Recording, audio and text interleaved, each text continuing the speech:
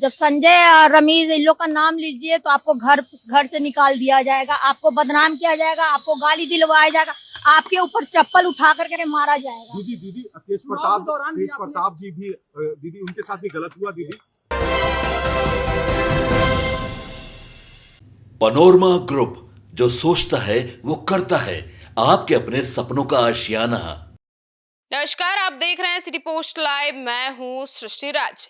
लालू की बिटिया रोहिणी ने हार पर सवाल किए तो किसने दिखाई चप्पल, छोड़ना पड़ा घर। जी हां, क्या है ये पूरा मामला, इसके ऊपर विस्तार में बातचीत करेंगे हमारी सहयोगी मुस्कान। मुस्कान, क्या है ये, किसने दिखाई चप्पल? देखिए, कल रात एक वीडियो वायरल होता है जिसमें रोहिणी आचार्य एयरपोर्ट से अब अपने घर सिंगापुर जा रही होती हैं। चेहरा सूजा हुआ रहता है, मायूसी रहता है।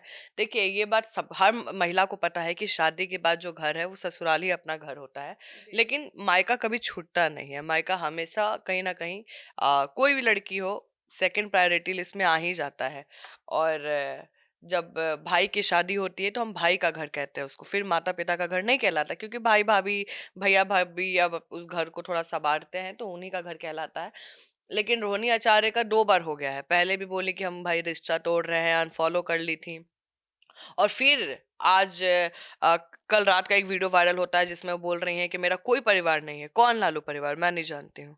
तो ये जो तल्ख तेवर है, देखिए, बिहार विधानसभा चुनाव में करारी हार मिलने के बाद एक बार फिर तेजस्वी यादव की जो करीबी है, किस पे सवाल होगा? जब आप क्रेडिट लेते हैं तो उसका जो खामियाजा है वो कौन भुगतेगा? संजय यादव भुगतेंगे। जब क्रेडिट था 2000, अगर मैं पहले की बात करूं, तो संजय यादव को कितनी तारीफ मिल रही थी, अरे भाई चाणक्य है, यही सारा काम करते हैं तेजस्वी का। तो जब हार हुई है तो सवाल किससे होगा? संजय यादव से होगा। तो रोहिणी आचार्य ने सवाल किया तो उस पे देखिए, रोहिणी आचार्य का कद अलग है, क्योंकि लालू जी को किडनी देने वाली हैं, जीवन दान देने वाली बेटी है रोहिणी आचार्य। और उन्होंने राजनीति छोड़ने का फैसला तो लिया, लेकिन साथ में परिवार से संबंध खत्म करने की घोषणा भी कर दी। और तेजस्वी यादव के जो करीबी है संजय यादव और रमीज का भी नाम आ रहा है, उन पर ये कहीं ना कहीं दबाव, मतलब उन पे आरोप लगाते हुए दिखी है कि सवाल पूछोगे तो गाली दी जाएगी, चप्पल से मारा जाएगा। जी, तो मुस्कान, मतलब हार के बाद तो लालू फैमिली में बगावत हो गई। बिल्कुल, शनिवार को ही रोहिणी ने एक्स पर पोस्ट लिख दिया कि मैं राजनीति छोड़ रही हूँ, अपने परिवार से नाता तोड़ रही हूँ। संजय यादव रमीज ने मुझे यही करने को कहा था और मेरा सारा दोष मैं अपने ऊपर ले रही हूँ। रोहिणी ने अपने पोस्ट में ये बताने की कोशिश की कि संजय यादव और रमीज ही पार्टी के फैसले लेते हैं। संजय राज्यसभा सांसद है, तेजस्वी के रणनीतिक सलाहकार है। जी, तो मुस्कान, रमीज कौन है जिसने रोहिणी को चप्पल दिखाया? देखिए, यूपी के बलरामपुर में रहने वाले हैं, जेल में बंद पूर्व सांसद रिजवान जहीर के दामाद हैं। इन पर हत्या समेत कई मुकदमे हैं। ये आरजेडी के सोशल मीडिया और चुनाव का कामकाज देखते हैं। इनकी पत्नी भी विधानसभा चुनाव लड़ चुकी है। इसी साल 25 मई को लालू प्रसाद यादव ने अपने बड़े बेटे तेज प्रताप यादव को पार्टी और परिवार से निकाला था। तेज प्रताप ने इसके लिए संजय यादव को जिम्मेदार ठहराया था। कल आए चुनाव के नतीजों में आरजेडी को महज 25 सीटें मिली हैं, जबकि 2020 की बात करें तो 75 सीटें थी, जीती थी। तो तेज प्रताप करीब 50,000 वोटों से इस चुनाव में हारे हैं।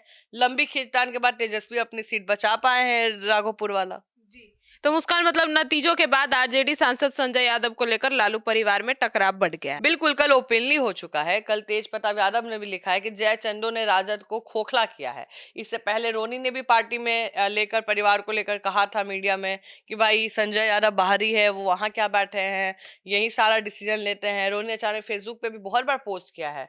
और आलोक कुमार नाम एक राजद का समर्थक था, पोस्ट में लिखा कि पूरे बिहार के साथ साथ हम तमाम लोग फ्रंट सीट पर लालू जी और तेजस्वी यादव को बैठते बैठाते देखते हैं, उनकी जगह कोई और बैठा है। रोहिणी आचार्य इस बात को पूरा खींची थी कि भाई वो तो लालू परिवार की जगह है, वहां ये आदमी क्या कर रहा है।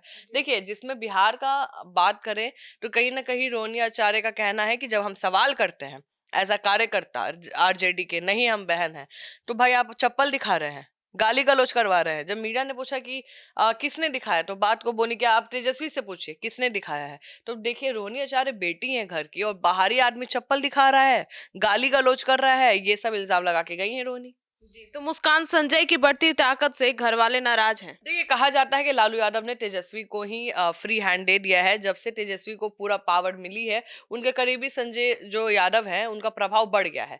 तेजस्वी क्या करेंगे, किससे बात करेंगे, किससे मिलेंगे, उनकी रणनीति क्या होगी, सब संजय यादव तय करते हैं। रोहिणी ने इशारों इशारों में संजय को निशाने पर लिया है। हालांकि इससे पहले तेज प्रताप यादव खुलेआम आलोचना कर चुके हैं।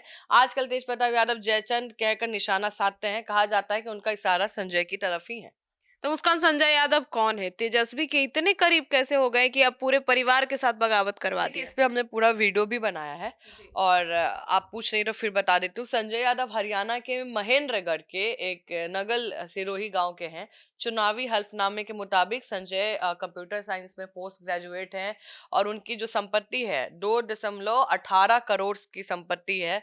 तेजस्वी और संजय की मुलाकात दिल्ली 2012 में आसपास क्रिकेट ग्राउंड पर हुई थी। 2013 में जब लालू यादव चारा घोटाला में जेल गए तो तेजस्वी को पटना लौटा है।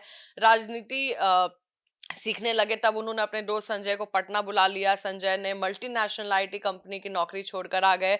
संजय ने तेजस्वी को समाजवादी राजनीति से जुड़ी कई किताबें पढ़ने के लिए प्रेरित किया। देश के शीर्ष नेता अटल बिहारी वाजपेयी, जॉर्ज फर्नांडिस, काशीराम, मायावती, चंद्रशेखर, बीपी सिंह के भाषण दिखाते और सुनाते थे ताकि अच्छे भाषण की कला और बारीकी सीख सके। तो मतलब मुस्कान, संजय यादव जो थे वो राजनीति का ट्रेनिंग दिए तेजस्वी को? हाँ बिल्कुल, संजय यादव स्टार्टिंग से बताए थे भाई तेजस्वी को कि भाई हमको बहुत इंटरेस्ट है राजनीति में, और भाई तेजस्वी से अच्छा अपॉर्चुनिटी कौन दे सकता था। बिहार में बड़ी पार्टी थी, लालू यादव का जलवा है भाई, तो कौन ये मौका छोड़ना चाहेगा। तो बड़ा बड़ा मल्टीनेशनल कंपनी का नौकरी तो लोग ऐसे ही राजनीति के लिए छोड़ देते हैं। जी। तो सुना आपने हमारे इस डिबेट को। तो अब रोहिणी आचार्य के इस पूरे पोस्ट को लेकर और या बगावत को लेकर आपकी क्या राय है, कमेंट सेक्शन में जरूर बताइएगा। और संजय यादव को लेकर आप क्या सोचते हैं यह भी। धन्यवाद।